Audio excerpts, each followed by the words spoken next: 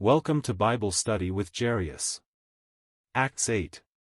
Philip preaches the gospel to the eunuch. As I mentioned earlier, the Jerusalem apostles went to Samaria for a time, and then returned to Jerusalem. They found it difficult to leave Jerusalem.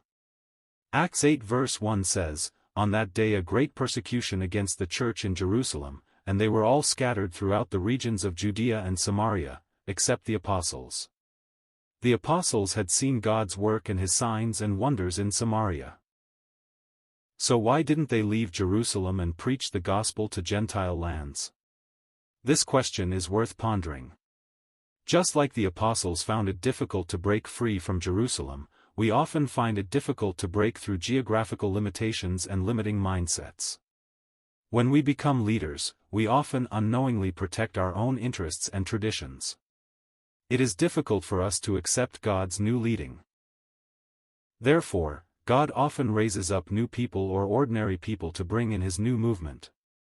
In this chapter, Philip is open to the leading of the Holy Spirit. The angel said to him, "Rise and go toward the south to the road that goes down from Jerusalem to Gaza." Acts 8 verse 26.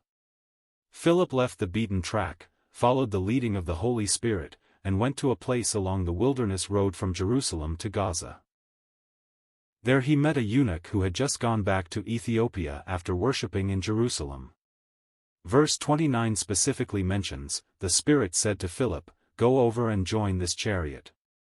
This eunuch may have been a Jew living in a Gentile land, or a Gentile longing for God. We have no way of knowing because the Bible does not say.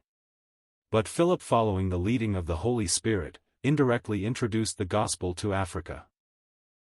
This story confirms that the book of Acts could be aptly named, "The Acts of the Holy Spirit," because it records the work of the Holy Spirit. But the work of the Holy Spirit requires us to cooperate with him. And we have free will. We can choose to cooperate with the Holy Spirit or resist him. So to a certain extent, the characters in the Bible can be divided into two types: those who resist the Holy Spirit and those who obey him. May we all obey the Holy Spirit and be greatly used by the Lord.